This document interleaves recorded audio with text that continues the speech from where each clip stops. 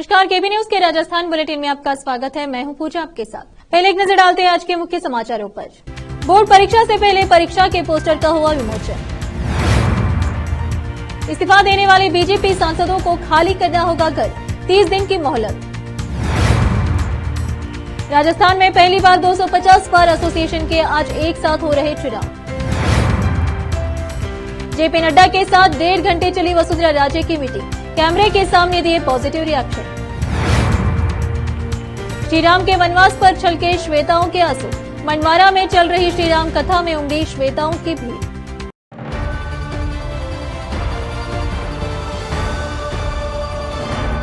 समाचारों का सिलसिला शुरू करते हुए देखते हैं समाचार विस्तार से।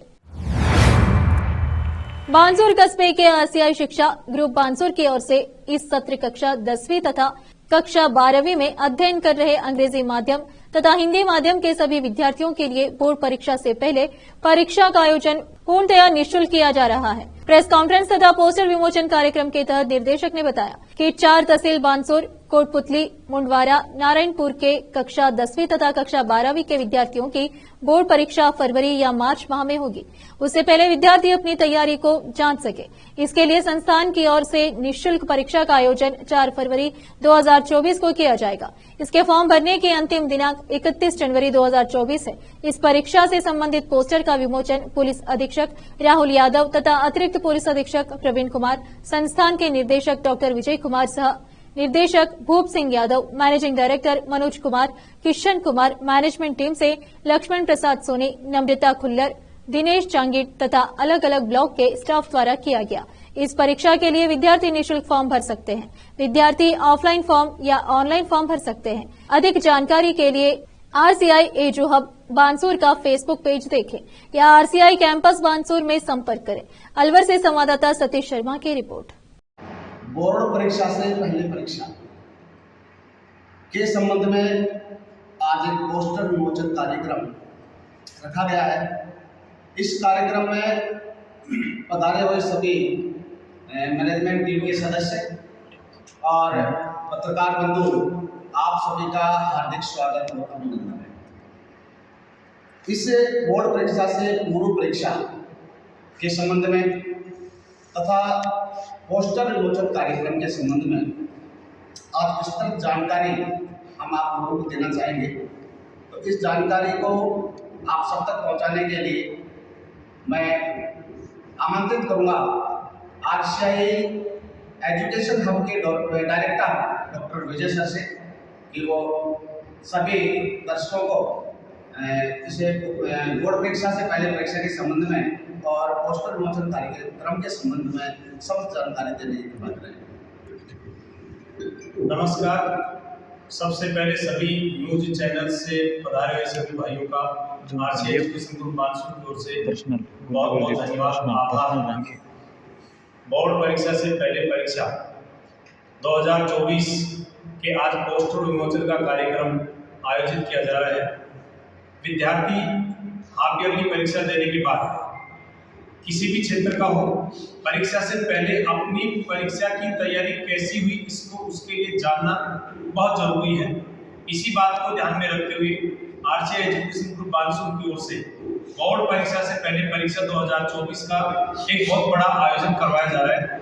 यह आयोजन कोटपुतली, बानसूर, मुंडावर और नारायणपुर क्षेत्र के विद्यार्थियों के लिए पूर्णतया निःशुल्क किया जाएगा। इस परीक्षा में कक्षा 10वीं और कक्षा 12वीं के Hindi medium, English medium, CBSE board, RBSE board, किसी भी प्राइवेट या गवर्नमेंट स्कूल के सभी विद्यार्थी निःशुल्क भाग ले सकते हैं। इसमें कक्षा 10वीं के लिए जो हमने सब्जेक्ट चूज किए हैं वो इंग्लिश, साइंस और मैथ्स, इसके कुल 100 प्रश्न आएंगे। इसी प्रकार कक्षा 12वीं साइंस के लिए 50% फिजिक्स के और 50% केमिस्ट्री के आएंगे। इस प्रकार से 100 प्रश्न का 1.5 घंटे का पेपर आयोजित करवाया जाएगा। इस पेपर में मैं आप लोगों की जानकारी के लिए बताना चाहूँगा कि कंप्लीट जो सिलेबस होगा एनसीईआरटी बेस होगा। एनसीईआरटी जिससे विद्यार्थी को तैयारी करनी है, चाहे वो सीबीएसई बोर्ड का है या आरबीएसई बोर्ड का है, उसको समस्त जो पेपर उसके आने जो क्वेश्चन आते हैं वो आरबीएसई एनसीईआरटी बेस होते हैं। इसलिए इस एग्जाम का बेस हमने एनसीईआरटी रखा है। ये जो एग्जाम होगा इस एग्जाम के लिए हमने जो सेंटर बनाए हैं वो सभी क्षेत्र में, जैसे कोटपुतली, मुदावर, नारायणपुर, मानसूर, सभी क्षेत्र के अलग अलग सेंटर है, जो आपको हमारे फेसबुक पेज या फिर ये जो चैनल्स अपने सभी एक को आभार व्यक्त करना चाहूँगा। यहाँ हमारा इसका लिंक मिलेगा, उस पर आपको इससे संबंधित विस्तृत जानकारी मिल जाएगी। इसके जो फॉर्म है वो फॉर्म ऑनलाइन या ऑफलाइन दोनों मोड में विद्यार्थी भर सकते हैं। यदि उस जो भी हमने क्षेत्र चूज किया है कोटपुतली, उसके ऑफलाइन फॉर्म भरने के सेंटर बनाए गए, नारायणपुर, मुदावर, मानसूर जो है इसके भी ऑफलाइन फॉर्म भरने के हमने सेंटर्स बनाए, वहां से फॉर्म प्राप्त कर सकते हैं, या विद्यार्थी ऑनलाइन फॉर्म प्राप्त कर सकते हैं। ऑनलाइन फॉर्म भरने के लिए विद्यार्थी को 8440944640 84 इस मोबाइल नंबर को सेव करके इस पर आरसी लिखकर व्हाट्सएप करना होगा, जिससे तुरंत उनके पास से इससे संबंधित लिंक आएगा, उस लिंक को ओपन करें और फॉर्म भर सकते हैं। मैं आप लोगों की जानकारी के लिए बताना चाहूंगा कि इसके फॉर्म भरने के लिए हमने बहुत अधिक समय विद्यार्थियों को दिया है। लंबे समय में हमने 31 जनवरी 2024 तक विद्यार्थी इससे संबंधित फॉर्म भर सकते हैं, जिसका कोई चार्ज ऑफलाइन या ऑनलाइन में किसी भी प्रकार का कोई चार्ज विद्यार्थी को नहीं देना है। परीक्षा जो होगी वो 4 फरवरी को यानी रविवार 2024 को 12 बजे से 1:30 बजे तक इस परीक्षा का आयोजन करवाया जाएगा। इसके लिए विद्यार्थियों का रिपोर्टिंग जो टाइम रहेगा वो 11:15 बजे का रहेगा। इसके अलावा परिणाम को सम्मान। पिछले दिनों 5 राज्यों में संपन्न हुए विधानसभा चुनाव में भारतीय जनता पार्टी बीजेपी की ओर से 4 केंद्रीय मंत्रियों समेत 21 संसद चुनाव मैदान में उतरे थे, जिसमें से 12 सांसदों को जीत मिली थी और इनमें से 11 सांसदों ने जीत के बाद सांसदी से इस्तीफा दे दिया था। अब सूत्रों के हवाले से एक खबर है कि लोकसभा आवास समिति ने विधानसभा चुनाव जीतने के बाद संसद सदस्यता से इस्तीफा देने वाले उन सभी बीजेपी सांसदों को 30 दिन में सरकारी आवास खाली करने का नोटिस दिया है। इनमें से 8 सांसदों को लोकसभा आवास समिति पूल से आवास आवंटित किया गया था, जबकि 3 सांसद केंद्रीय मंत्री हैं, इसलिए उन्हें शहरी विकास मंत्रालय से आवंटन मिलता है। सूत्रों का कहना है कि नियम सिर्फ विपक्षी सांसदों के लिए ही नहीं, सभी के लिए समान है। जिन लोकसभा सांसदों को 30 दिन में घर खाली करने का नोटिस दिया गया है, उनमें राकेश सिंह, गोमती साई, अरुण साव, रीति पाठक, बाबा बालकनाथ, राजवर्धन सिंह राठौर, दिया कुमारी और उदय प्रताप सिंह शामिल हैं। इससे पहले राष्ट्रपति द्रौपदी मुर्मू ने कल गुरुवार देर रात केंद्रीय मंत्री नरेंद्र सिंह तोमर,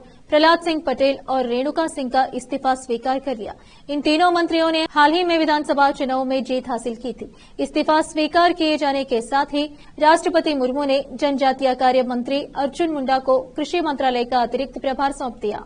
पीएम मोदी की सलाह पर राष्ट्रपति मुर्मू ने अर्जुन मुंडा को कृषि मंत्रालय और किसान कल्याण मंत्रालय का अतिरिक्त प्रभार सौंपा, जबकि इलेक्ट्रॉनिक्स और सूचना प्रौद्योगिकी राज्य मंत्री राजीव चंद्रशेखर को राज्य मंत्री के तौर पर जल शक्ति मंत्रालय का अतिरिक्त प्रभार सौंप दिया गया है। इसी तरह केंद्रीय कृषि और किसान कल्याण राज्य मंत्री शोभा करलदांजे को खाद्य प्रसंस्करण उद्योग राज्य मंत्री का अतिरिक्त प्रभार सौंपा गया है। प्रदेश की करीब 250 बार एसोसिएशन में आज एक साथ चुनाव होंगे। तहसील से लेकर हाईकोर्ट स्तर की बार एसोसिएशन के लिए आज वोटिंग होगी। इन बार एसोसिएशन से करीब 1,04,000 अधिवक्ता जुड़े हुए हैं। वहीं शनिवार को सभी जगह एक साथ काउंटिंग भी होगी। 1 आउट 1 बार के नियम के तहत यह चुनाव करवाया जा रहा है। राजस्थान हाईकोर्ट ने दिसंबर के दूसरे सप्ताह के शुक्रवार को वोटिंग करना तय किया था। इस आदेश को सुप्रीम कोर्ट ने भी यथावत रखा था, जिसके बाद आज यह चुनाव होने जा रहा है। हाईकोर्ट बार एसोसिएशन जयपुर में सुबह 9 बजे से वोटिंग शुरू होगी, जो शाम 5 बजे तक चलेगी। यहां करीब 4,660 वोटर हैं, जो अपने मताधिकार का प्रयोग करेंगे। चुनाव अधिकारी राजेंद्र सिंह तंवर ने बताया कि हाईकोर्ट बार के चुनाव को लेकर पूरे परिसर को सीसीटीवी सर्विलांस पर रखा गया है। उन्होंने बताया कि पारदर्शिता के लिए पहली बार मतदान हॉल की लाइव स्ट्रीमिंग भी की जाएगी, जिसे हाईकोर्ट परिसर में लगी बड़ी स्क्रीन पर लोग देख सकेंगे। हाईकोर्ट बार के लिए अध्यक्ष पद पर 5 महासचिव के पद के लिए 8 उपाध्यक्ष के लिए 5 संयुक्त सचिव के लिए 4 कोषाध्यक्ष, सांस्कृतिक सचिव, लाइब्रेरी सेक्रेटरी और ज्वाइंट लाइब्रेरी सेक्रेटरी के लिए 2-2 प्रत्याशी मैदान में हैं। वहीं कार्यकारिणी सदस्य के 8 पदों के लिए 19 प्रत्याशी चुनावी मैदान में हैं। अभी तक प्रदेश की सभी बार एसोसिएशन में अलग अलग दिन चुनाव होते थे, जिसमें 1 नोट 1 बार के नियम की पालना नहीं हो रही थी। वहीं अधिकतर बार एसोसिएशन में कार्यकाल खत्म होने के बाद भी समय पर चुनाव नहीं कराए जा रहे थे। इसी तरह अन्य शिकायतों को लेकर लगी कुछ याचिकाओं पर फैसला सुनाते हुए हाईकोर्ट ने 24 अगस्त 2023 को सभी बार एसोसिएशन में एक साथ चुनाव कराने के आदेश जारी किए थे।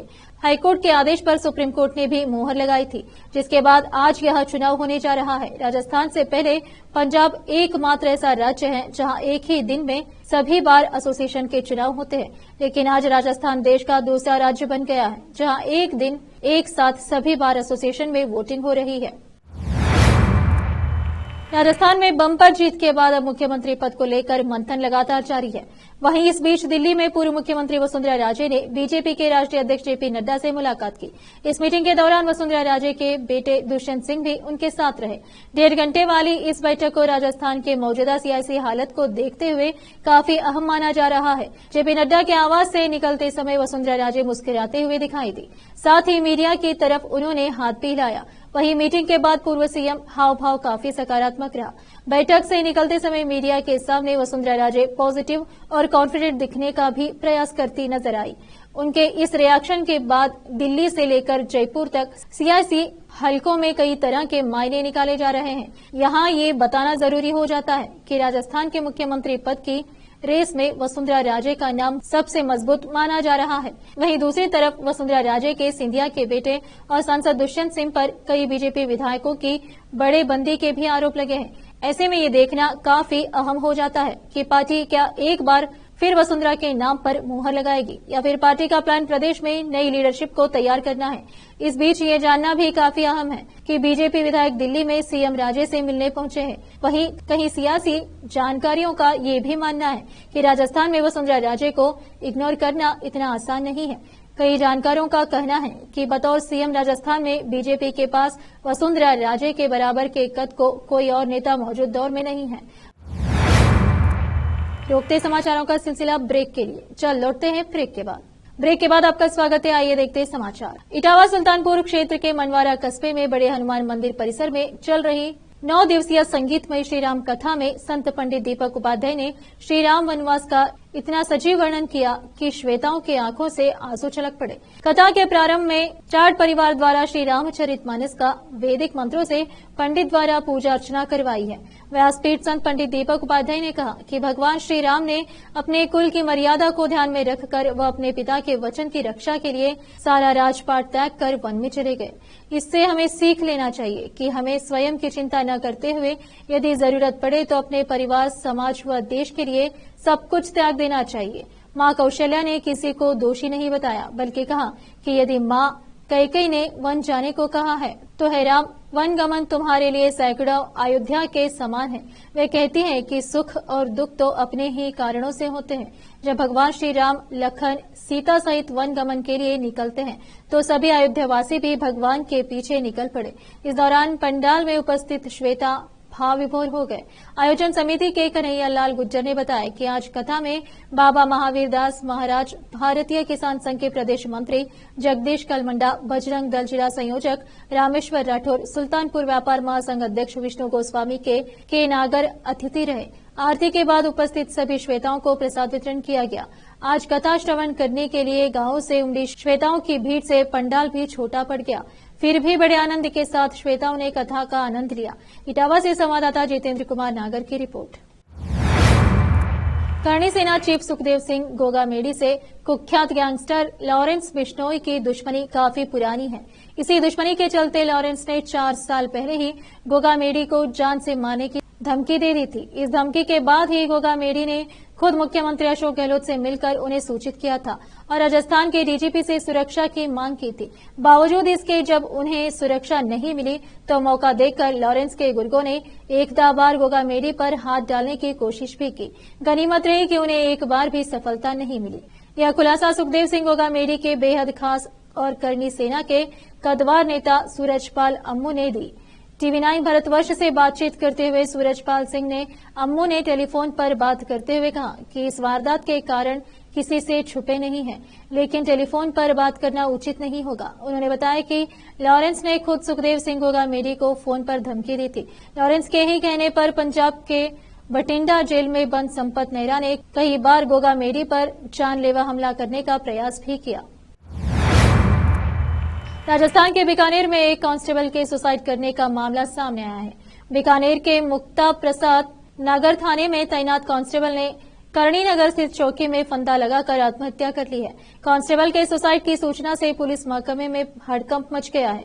उसे फंदे पर झूलते देख अन्य पुलिसकर्मियों ने उसे नीचे उतारा और पीबीएम अस्पताल ले गए, जहां डॉक्टर्स ने मृत घोषित कर दिया। पुलिस ने मृतक के शव को पोस्टमार्टम के लिए अस्पताल की मोर्चरी में रखकर परिजनों को सूचित कर दिया है। परिजनों के आने के बाद आगे की कार्रवाई की जाएगी। पुलिस ने बताया कि मृतक कांस्टेबल असुदान रामवत नोखा ने काकड़ा गांव का रहने वाला था। वहां साल 2008 में पुलिस में भर्ती हुआ था। पुलिस में भर्ती होने के बाद से बीकानेर ही रहता था। कांस्टेबल असुदास की पोस्टिंग तो मुक्ता प्रसाद थाने में थी, लेकिन पिछले लंबे अरसे से वो करणी नगर चौकी में तैनात था। हाल ही में मुक्ता प्रसाद कॉलोनी थाना बना तो कांस्टेबल असुदान की पोस्टिंग वहां कर दी गई। उसका डेप्यूटेशन करणी नगर स्थित चौकी में कर दिया गया, जहां वो अकेला ही रहता था। पुलिस को मौके से अब तक कोई सुसाइड नोट नहीं मिली है।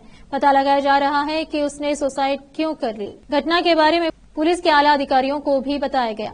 पुलिस ने कांस्टेबल के शव को पोस्टमार्टम के लिए पीबीएम अस्पताल की मोर्चरी में रखवाया है, जहां से पोस्टमार्टम के बाद परिजनों को सौंप दिया। फिर से एक नजर मुख्य समाचारों पर। बोर्ड परीक्षा से पहले परीक्षा के पोस्टर का हुआ विमोचन।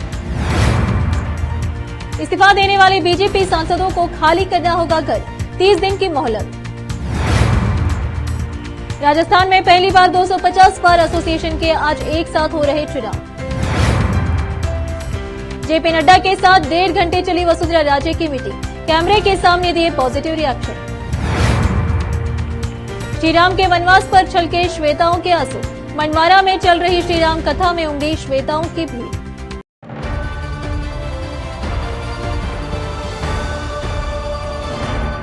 केपी न्यूज के राजस्थान के बुलेटिन में आज इतना ही। अन्य समाचारों के लिए जुड़े रहे हमारे चैनल से। धन्यवाद।